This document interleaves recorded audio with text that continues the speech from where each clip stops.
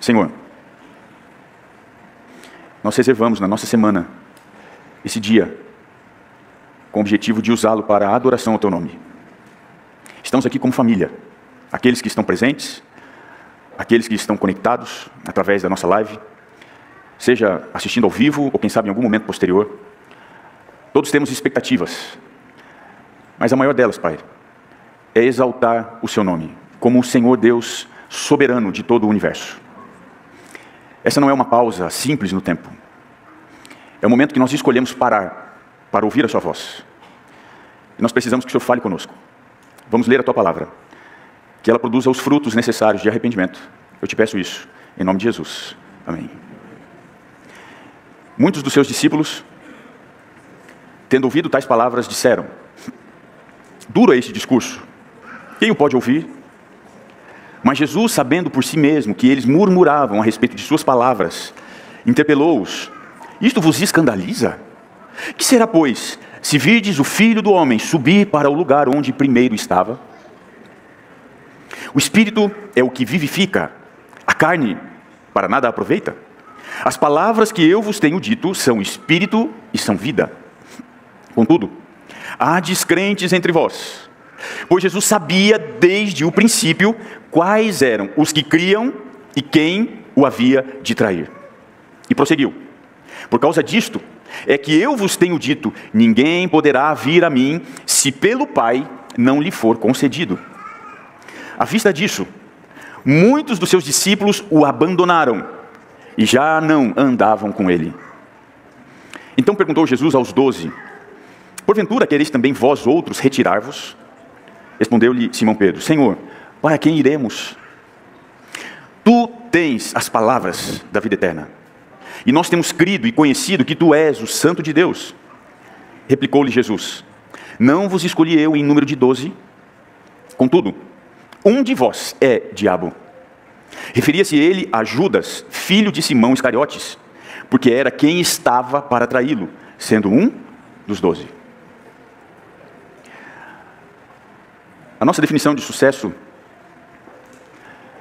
em todas as perspectivas humanas, sempre vai estar associada à transitoriedade das coisas, à fragilidade. O sucesso que a gente imagina, ele não consegue transpor a barreira do efêmero. Seja ele no campo profissional, no campo sentimental, tudo que a gente pensa em sucesso é frágil, é instável. Michael Carroll era um jovem de 19 anos. Ele trabalhava de lixeiro na Inglaterra. É claro que ele não estava satisfeito com essa situação. Era um jovem, não estava na faculdade, tinha sonhos, tinha planos, e ele decidiu arriscar. Ele foi até a loteria, pagou por um bilhete e fez uma aposta. Para sua sorte, aquela aposta lhe rendeu aproximadamente a quantia de 80 milhões de reais. Da noite para o dia, de mendigo, ele se tornou milionário. Mas acontece que tem muitas pessoas que são tão pobres, que tudo que elas têm é o dinheiro. Foi o caso de Michael. Da noite para o dia, ele poderia comprar tudo o que ele quisesse. E sabe o que aconteceu? Ele conseguiu gastar em menos de 10 anos toda essa fortuna. Em menos de 10 anos. Porque tudo que vem fácil, vai fácil. Como ele gastou? Ele comprou mansões, carros de luxo, mas ele precisou vender. Porque ele se envolveu com muitas festas, drogas, álcool, apostou em corridas de cavalos, em cassinos. E quando o dinheiro se foi, ele agora se encontrava numa situação pior do que aquela em que ele estava quando havia ganhado aquela fortuna. Por quê? Porque lá atrás ele era um jovem, com 19 anos, que apesar de toda a limitação da sua condição, ele tinha um trabalho, ainda que fosse lixeiro, ele tinha um trabalho. E não era um adicto. Agora, quase 10 anos depois, ele perdeu o trabalho. Era um viciado em drogas. E não tinha mais ninguém que pudesse ajudá-lo. Dando uma entrevista contando a sua história, ele disse o seguinte: o meu sonho era poder voltar a ser lixeiro outra vez. O sucesso é muito frágil, ele é muito instável. Há momentos em que a gente cresce na nossa carreira, mas há circunstâncias em que pessoas que trabalham conosco puxam o tapete, fazem algum tipo de conspiração contra nós. É por isso que o sucesso ele precisa ser ressignificado. E talvez hoje você está aqui para entender qual é a verdadeira perspectiva do sucesso. C.S. Lewis ele disse o seguinte: se você procurar a si mesmo, encontrará apenas desespero. Mas se você buscar a Cristo, encontrará a si mesmo e tudo mais o que você precisa. Agostinho de Hipona, ele disse assim: nós caímos para aprendermos a nos apoiar naquele que nunca vacila e cai. O sucesso sem Cristo é o primeiro passo do fracasso. Não se esqueça disso. Nada nessa vida pode substituir com eficiência o relacionamento profundo e verdadeiro com Deus.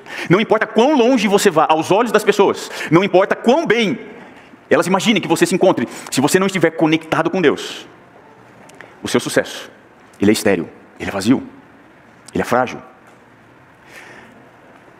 Nós lemos hoje, aqui como base da nossa mensagem, um dos textos que eu reputo como um dos mais complicados do Evangelho. Eu vou tentar explicar para você. João 6, do verso 60 até o verso 72, traz para nós um momento delicado do ministério de Jesus. Nós, pastores, reputamos o sucesso quando nós temos uma audiência repleta. A gente olha para a igreja, os bancos estão cheios. Mas lembre-se, o sucesso da igreja nunca está na quantidade de membros que vêm para adorar, mas na quantidade daqueles que saem para servir a Deus. Eu me lembro que, desde pequeno, antes mesmo de me decidir por ser pastor, eu tinha um pesadelo. Esse pesadelo era recorrente, sempre voltava. Qual era o meu pesadelo? Eu me via pregando, e eu sempre tinha fobia social. Eu era, assim, uma pessoa que não tinha a mínima condição de desempenhar qualquer função pública. Eu era um bicho do mato, literalmente. Eu costumo dizer que quando as pessoas iam em casa para visitar os meus pais, eu corria para dentro do meu quarto, eu fechava a porta e ficava angustiado esperando eles irem embora para eu poder sair. Você vê o meu nível de relacionamento social. Mas o pesadelo que eu tinha é que eu me via à frente, eu acho que pregando, porque o que eu faria num lugar amplo, né, como esse? Eu me via pregando e dentro do meu sonho, enquanto eu falava, as pessoas iam se levantando e indo embora. Isso me dava assim uma angústia tão grande. Como é que pode? As pessoas não estão considerando o que eu quero dizer. E esse pesadelo ele voltava repetidamente. Eu via as pessoas se levantando e indo embora. E isso me angustiava profundamente. O meu pesadelo, queridos, se tornou realidade no ministério de Cristo. João 6, a partir do verso 60, descreve para a gente o momento em que Jesus perdeu praticamente toda a sua audiência. Veja, as pessoas não foram embora porque um dos discípulos de Jesus deu um mau testemunho. Elas não abandonaram a Cristo porque, quem sabe, viram alguma inconsistência no sistema religioso daquela época. Elas abandonaram Jesus porque ouviram um sermão duro demais, forte demais. E em função disso, abandonaram a Cristo. Deixa eu explicar um detalhe sobre o ministério de Jesus. Se a gente fosse dividir o ministério de Cristo em fases, os seus 3 anos e meio poderiam ser divididos em 3 fases. A primeira fase, ela é chamada pelos historiadores do Evangelho como sendo a fase do obscurantismo. Jesus não era famoso. E ao contrário até do que mesmo alguns pensam, Jesus não começou o seu ministério na Galileia. Se você for ler Mateus, Marcos e Lucas, esses 3 evangelistas já vão iniciar o ministério de Jesus na Galileia. Mas essa não foi a fase inicial do ministério de Cristo. João é o único evangelista que vai descrever o primeiro momento do ministério de Cristo, que não aconteceu na Galileia, aconteceu na Judeia. Essa fase é chamada de obscurantismo porque as pessoas não o conheciam muito bem. Ele era mais um pregador. E João, do capítulo 1 até o capítulo 4, descreve a ascensão meteórica de Cristo no consenso popular. E ele então precisa deixar a Judeia e se mudar para a Galileia, para ali então desenvolver o seu ministério. E aqui então, Jesus passa a viver a segunda fase do seu ministério, que é chamada a fase da popularidade. Ele agora atraía a atenção, os holofotes estavam colocados nele. Por onde ele passava, ele fazia coisas extraordinárias. E se você for olhar, Mateus, Marcos e Lucas descrevem exatamente o que aconteceu nesse provável 1 ano e meio do ministério de Cristo. A fase de popularidade de Jesus começa provavelmente no final do primeiro ano e se estende até 2 anos e meio de ministério de Cristo, ou o segundo ano e meio.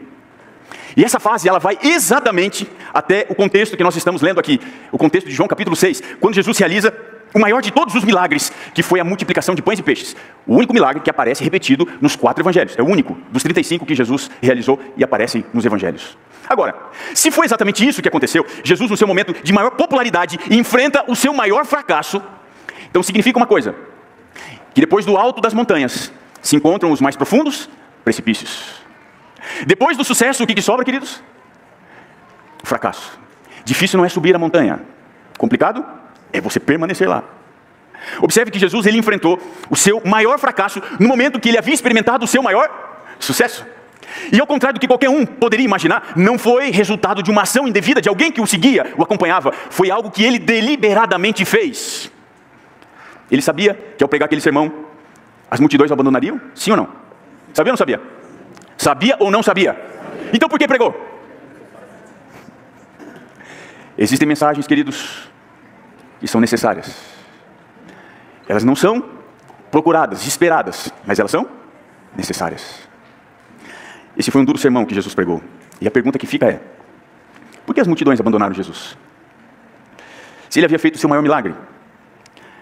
De acordo com João capítulo 6, o verso 22, depois de ter feito um maior milagre, se apresentado como Messias ao realizar aquele milagre da multiplicação. João 6:22 diz, no dia seguinte, preste atenção, não passou-se uma semana, nem um mês. Quanto tempo? No dia seguinte. No dia seguinte, diz o texto, as multidões o procuravam e o encontraram em Cafarnaum. Em que lugar? Na sinagoga. Imagina a cena. Provavelmente, o milagre da multiplicação aconteceu numa quinta, talvez sexta-feira. A fama de Jesus correu por toda a Galileia. No sábado, ele tinha sido convidado para pregar em Cafarnaum. Veja, ele podia simplesmente se valer dos ventos favoráveis e abrir as velas do seu ministério e deslanchar, se apresentando como a solução. O que ele faz? Ele prega um sermão que vai ferir praticamente de morte a espiritualidade parca, falha, pequena da sua audiência. E a pergunta é, por que ele fez isso? Era hora dele subir e falar sobre a graça, falar sobre o amor, abraçar e acolher aqueles que o haviam procurado. Mas ao contrário disso, ele é duro nas palavras. Porque Jesus, no seu momento de maior sucesso, deliberadamente realizou o seu terrível fracasso. Por quê? Existem 3 reações aqui da multidão, que eu quero extrair com você. 3. Se a gente conseguir passar por todas estas, nós vamos entender por que Jesus pregou aquele sermão. A primeira reação tem a ver com o escândalo que a multidão sentiu ao ouvir o sermão de Cristo. Você já pensou, um pastor terminar de pregar e a audiência está escandalizada? O que é que ele deveria ter falado? Olha o que diz João 6, aí nós começamos a ler versos 60 e 61. Diz assim, muitos dos seus discípulos, tendo ouvido tais palavras, disseram, duro é esse discurso, quem o pode ouvir? Mas Jesus, sabendo por si mesmo que eles murmuravam a respeito de suas palavras, interpelou-os. Isto vos escandaliza? Veja, qual foi a reação da multidão ao ouvir o sermão de Cristo? Escândalo. Veja, durante 1 ano e meio, Jesus havia se apresentado ali na Galileia, mostrando que era o Messias, fazendo milagres incontestáveis para atrair a atenção de todo mundo. E quando ele tinha a atenção de todos para si,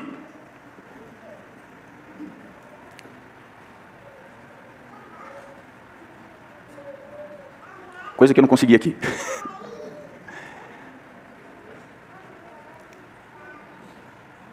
O que ele fez?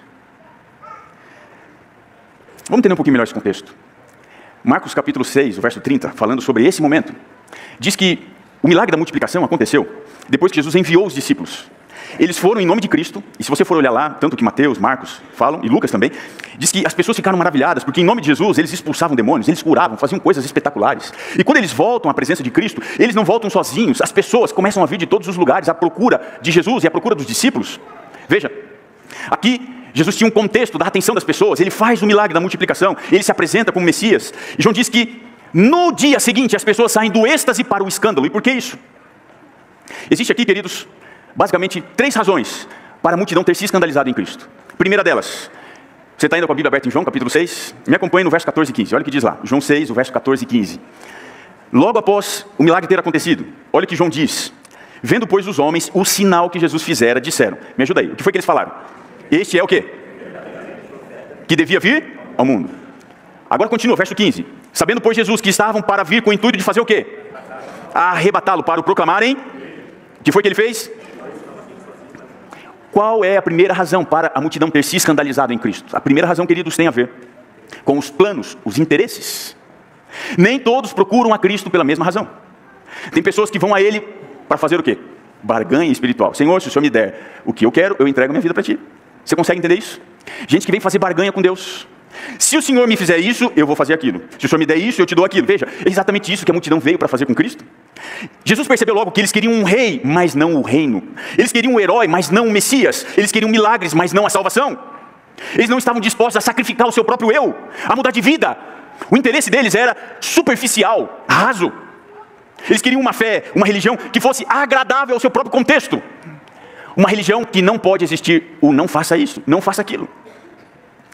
Eles não estavam dispostos, muito menos preparados, para abandonar a sua perspectiva soberana de fé, onde o crente está numa posição mais privilegiada do que o próprio Deus, para determinar o que Deus deve ou não fazer. Por isso que Jesus não podia compactuar com essa loucura e insanidade. Entenda uma coisa, toda vez que você se vale da fé pelo motivo errado, Deus não entra no seu jogo. Deus não entra na sua brincadeira. Ele não faz qualquer coisa para ter tudo o que ele gostaria. Não, Deus não barganha na mesa da fé. O motivo daqueles homens era egoísta, avarento. Eles queriam um rei que pudesse dar o reino que eles queriam. Mas o reino dos céus, queridos, tem um caminho que ele é estreito. Segunda razão para o escândalo.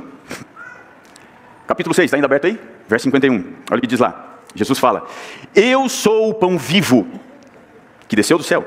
Se alguém dele comer, diz aqui, se alguém dele comer, viverá eternamente. E o pão que eu darei pela vida do mundo é a minha carne. Estranho, né? Mas tem mais. 53 a 55. Olha o que Jesus fala: em verdade vos digo, se não comerdes a carne do Filho do Homem e não beberdes o seu sangue, não tendes vida em vós mesmos. Quem comer a minha carne e beber o meu sangue, o que Jesus promete? Agora veja: e eu ressuscitarei no último dia, pois a minha carne é verdadeira comida e o meu sangue é verdadeira bebida. Essa fala de Cristo soa muito estranho para eles. Sabe por quê? Dentro da religião do judaísmo, isso está muito claro em Gênesis 9, verso 4, Levíticos 17, do verso 10 ao 12. Sabe qual que era a restrição imposta por Deus para os judeus? Eles não podiam comer carne que tivesse, sabe aquele churrasco que vem pingando assim? O judeu não come assim. Veja, o judeu sabia, eles não podiam comer carne com sangue, e muito menos beber sangue. Aí aparece o Messias falando: vocês têm que comer o quê? A minha carne e o meu? Como assim? Percebam que o motivo do escândalo deles tinha a ver com o confronto que Jesus propõe naquele sermão com a religiosidade engessada, pequena, tacanha. Jesus não estava falando de canibalismo. O que ele estava falando, queridos? Ele estava falando do ato mais sublime da graça: a sua morte na cruz. É por isso que naquele instante, de todas as perspectivas que você olha, comer carne e beber sangue, ou olhar Cristo levantado na cruz, esvaindo-se em sangue enquanto suspira pela última vez, para poder dizer: está pago. Qualquer uma das perspectivas que você observe, isso é um escândalo. Paulo vai dizer isso em Coríntios, que a cruz, ela é escândalo para uns e loucura para outros, escândalo para os judeus. Como assim? O Messias que vem para morrer, ele não vem para governar, ele não vem para destruir, ele não vem para derrotar os inimigos, ele vem para sofrer, para agonizar e morrer como um mártir, como um bandido na cruz. Que religião é essa? Uma religião que não está centrada no receber, mas no oferecer. E entendendo a proposta, queridos, eles falaram: não, essa religião não dá pra gente, isso é demais. Não me falaram que para ser cristão eu tinha que abandonar as drogas, a bebida, deixar de fazer aquilo que as pessoas libertinas fazem, eu teria que ser diferente. Não, esse tipo de religião eu não quero, de forma alguma. O escândalo deles tinha a ver com uma religiosidade engessada. Mas tem uma terceira razão. Essa terceira razão aparece no verso 56 e 57 do capítulo 6. Você pode olhar aí comigo? Diz assim: quem comer a minha carne e beber o meu sangue permanece em mim e eu nele, assim como o Pai que vive me enviou, e igualmente eu vivo pelo Pai. Também quem de mim se alimenta por mim, viverá. A terceira forma de se escandalizar com o sermão de Cristo tem a ver com a lógica utilitarista, humanista, existencialista da multidão. Eles estavam, até aquele instante, confortáveis com a ideia de terem encontrado o provedor perfeito. Ele forneceria pão. Se alguém morresse, ele traria a ressurreição. Ele curaria os cegos. Ou seja, esse Jesus é um Jesus agradável. Mas tem um detalhe: a fala de Cristo, ao se apresentar como sacrifício perfeito, demandava também uma fidelidade perfeita. Aquilo que ele fez é o que nós também devemos fazer. Ele se entregou de que forma, queridos? Ele se entregou completamente. O que ele espera de você? O que ele espera de você? Quem quiser vir após mim, ele disse, a si mesmo? Você se esqueceu? Quem quiser vir após mim, a si mesmo? Tome o quê? Sua cruz e?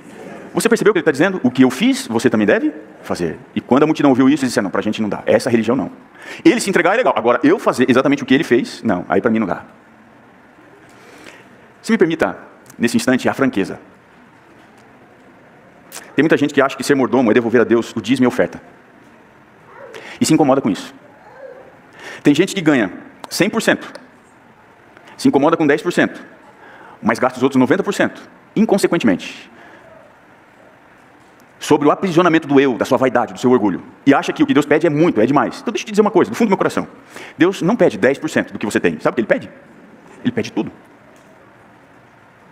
É muito mais do que dinheiro. Se a gente fosse parametrizar ou valorizar, Ele não quer dinheiro. Ele quer o propósito que você gasta o seu dinheiro. Ele quer a razão pela qual você constrói os seus sonhos. E isso é muito mais, é muito maior. É você negar a si mesmo. É você dizer o seguinte: Senhor, eu quero fazer isso, eu quero fazer uma viagem. Deus diz para você: não, filho, você não vai viajar. Você vai ajudar uma família carente, necessitada, porque eu estou precisando que você ajude. Você consegue entender? É exatamente isso que estava diante dos olhos da multidão. E quando eles tiveram que pesar a balança, eles disseram: não, cristianismo para mim até agora. Página 2, eu estou indo para outro lugar. É por isso que a reação deles é: duro é esse discurso. Entenda que a palavra duro, skeletos, no grego, não significa duro de se compreender, porque ele falou numa linguagem profunda. Significa literalmente um discurso rude, ofensivo, porque o que Jesus estava fazendo era ferir as convicções profundas da sua audiência. Por isso, eles acharam a fala de Jesus intolerável. Hoje acusam o cristianismo de ser intolerante. Essa acusação não é nova. ela vem desse dia, quando eles olharam para Jesus e disseram, seu discurso é intolerante, não dá. Por isso, eu preciso fazer uma pergunta para você. Em que você se assemelha àquela multidão? Hã? O que você não está disposto a entregar para Jesus? O que você diz, não, isso aqui não. Eu posso ir até isso, mas aquilo não. Não peça que isso daqui não dá. O que é que você, talvez, tem demonstrado até hoje, a ponto de a sua fidelidade ser parcial e não completa, como era da multidão? Raciocine um pouco. Porque talvez seja isso que esteja atrapalhando você de experimentar a companhia plena de Deus na sua vida, nos seus negócios, na sua família. Eu quero ir para a segunda reação da multidão. A primeira foi escândalo. Qual foi a segunda? Descrença. Capítulo 6, o verso 64. Jesus diz assim, contudo, há descrentes entre vós. Pois Jesus sabia desde o princípio quais eram os que não criam e quem o havia de trair. Veja, a segunda reação não é escândalo, é descrença. Veja, pior do que você se escandalizar com Cristo é o quê? É você descrer em Cristo. Então entenda uma coisa, que o escândalo, a ofensa, é nada mais nada menos o transporte que nós usamos para transitar na estrada da falta da fé. Então se tem algo que te escandaliza, pode ser que isso potencialmente está te conduzindo na estrada da incredulidade. Foi isso que aconteceu com a multidão. O escândalo gerou descrença. Mas como é que isso pode ser possível? Eu queria focar aqui na fala de Cristo, no verso que eu acabei de ler com você. Como que pode alguém que anda com Jesus, em algum momento da vida, descrer nele? Entenda aqui, que geralmente a descrença, ela vem, entenda isso daqui, ela não vem por aquilo que Jesus faz ou por aquilo que Ele pede. A descrença vem por aquilo que nós somos. Observe que a descrença aqui, ela é identificada em dois níveis. Jesus observa que a falta de fé, ela foi resultante de um confronto pessoal contra planos, uma religiosidade engessada e uma lógica humanista, existencialista. Quando ele questiona isso, naturalmente as pessoas passaram a descrer nele. Mas tem uma segunda razão para a descrença. E qual é ela? A falta de fé é movida pela falta de caráter. Jesus olha para a multidão e ele diz o seguinte. Verso 70. Replicou-lhe Jesus. Não vos escolhi eu em número de 12, contudo um entre vós é o quê? Você percebe que Jesus não falou assim, eu não escolhi vocês em número de 12, mas um dentre vós está possuído pelo diabo. Ele falou assim? O que foi que ele falou? Um dentre vós é, porque pela análise de Cristo não havia nenhuma diferença entre Judas e o diabo. Nenhuma diferença.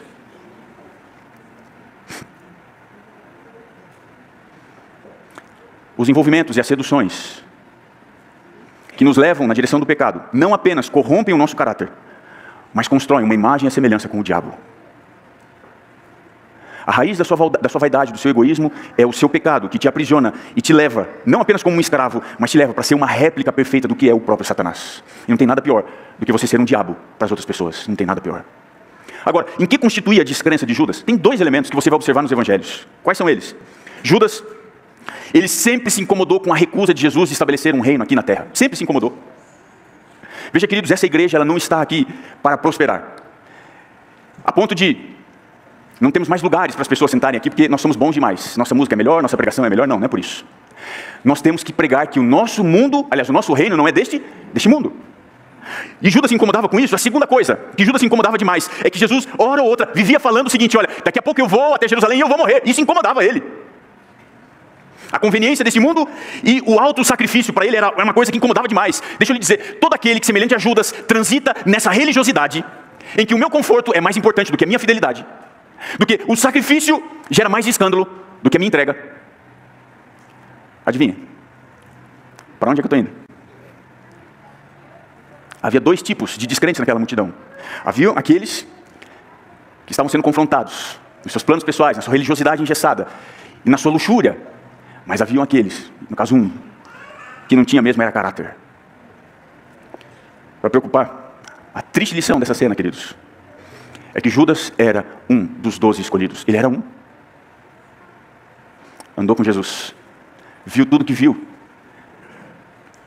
Mas isso não foi suficiente para que ele se tornasse a imagem e a semelhança de Cristo. Pelo contrário, ele andava com Jesus. Mas quem ele era? Ele era o diabo. Que a sua descrença não te faça a imagem do diabo. Porque se ela chegar a esse ponto, para você, a lógica vai ser a terceira coisa que a multidão fez. João 6,66 diz assim: à vista disto, muitos dos seus discípulos o abandonaram e já não andavam com ele. Veja, escândalo, segundo passo, descrença, terceiro passo, abandono. Como é que acontece a apostasia, queridos? A apostasia acontece assim, ó. De acordo com F.F. Bruce, que foi um autor e escritor escocês muito conhecido, falando sobre esse episódio, ele diz o seguinte: o que eles queriam, falando da multidão, o que eles queriam, Jesus não lhes daria, e o que ele ofereceu, eles não aceitariam. Completa desconexão. Eles permaneceram com Cristo até o momento de maior popularidade, porque é isso que muitos querem: projeção, imagem, um lugar no palco, para poder finalmente ser visto, lembrado, recordado. Mas aqueles que abandonaram Jesus após a perda da popularidade, perderam a maior oportunidade de testemunhar o momento mais especial do ministério de Cristo. Que momento é esse? Capítulo 6, versos 62 e 63, diz assim: que será, pois, se virdes o Filho do Homem subir para o lugar onde primeiro estava? O Espírito é o que vivifica, a carne para nada aproveita. As palavras que eu vos tenho dito são Espírito e são vida. Qual foi a grande oportunidade que a multidão perdeu? De ver o Cristo esmagado na cruz, ressuscitar ao terceiro dia em glória e subir à destra do Pai para interceder por aqueles que são pecadores. Eles perderam isso. Foram até a popularidade, mas perderam a grande oportunidade. Sabe por quê? Eles não foram até o fim. Tem um grande escritor, pregador chamado Warren Wiersbe, falando sobre esse episódio. Ele diz o seguinte, que Jesus perdeu a maioria dos seus discípulos. Quase todos voltaram para sua antiga vida, sua antiga religião e sua antiga situação desesperadora. Jesus é o caminho, mas eles se recusaram a andar por ele. Eu agora quero ir para a parte final da minha mensagem. Você pode, como o registro que nós lemos termina, você pode ser uma entre duas pessoas. Você pode ser Judas, ou você pode ser Pedro. Judas foi o último dos primeiros que abandonaram a Jesus. Por que ele foi o último dos primeiros? Porque ele era igual à multidão. E ele permaneceu até um pouco antes da cruz. Ele foi o último a pular do barco, quando ele traiu Jesus. Mas mesmo tendo ido até um pouco antes da cruz, ele não conseguiu seguir até o fim. Ele não conseguiu ver a glória de Cristo. Por quê? Porque quando ele traiu Jesus, ele traiu a si mesmo. E geralmente é isso que acontece. Quando a gente dá vazão aos nossos planos e sonhos, a gente acaba traindo tudo aquilo que a gente imaginava alcançar e conquistar. Por isso, eu recomendo a você que a sua postura seja como Pedro. O que foi que Pedro fez? Ele disse o seguinte: Senhor, para quem iremos? Para onde é que eu vou, Senhor? Só tu tens as palavras da vida eterna. Um renomado pintor chamado Friedrich Morris, no ano de 1831, ele desenhou um quadro.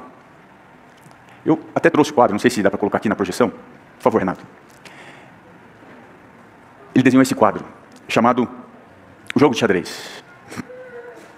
Esse quadro foi exposto numa galeria na cidade de Viena, a galeria de Belvedere. A ótica por detrás desse quadro é a disputa, e eu não sei se você consegue identificar isso, a disputa, uma partida de xadrez entre o diabo e o ser humano, sendo testemunhada por uma presença angelical.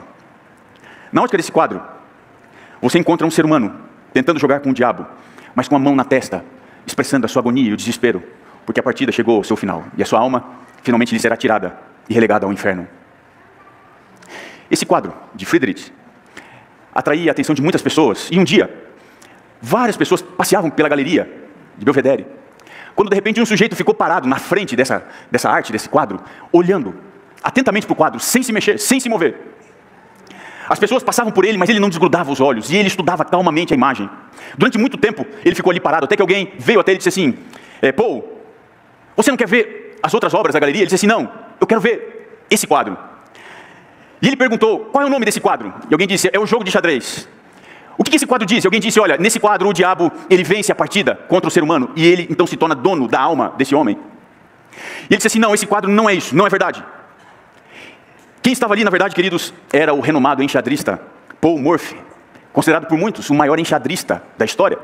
E ele analisava a partida, o tabuleiro, e analisando a partida, o tabuleiro, a sua atenção foi dirigida para o rei. E olhando para essa tela, ele disse para quem veio conversar com ele: escuta, olhando para essa tela, a partida não terminou, o rei tem ainda um movimento, não chegou o checkmate, o rei pode vencer a partida. Queridos, vocês conseguem entender? O diabo pode ser sutil nas suas ciladas, nas suas artimanhas. Ele pode cercar você através do seu egoísmo, da sua vaidade, da sua fraqueza. Ele pode te levar a uma situação em que você pense ser impossível demais continuar. Como aquela multidão que, olhando para Cristo, diziam: não há mais razão em seguir a Jesus. Mas todos aqueles que abandonam Cristo nesse momento, eles perdem. A grande verdade da história é que o rei, ele tem mais um movimento. A história não termina, queridos, depois do milagre da multiplicação dos pães. A história termina na cruz, com o movimento ousado de Cristo, conseguindo o direito à redenção, à salvação de todo ser humano que nele crê como seu Senhor e Salvador. O rei tem mais um movimento a fazer na sua vida essa manhã. A sua função é seguir até o fim. Quão perto de Cristo você está?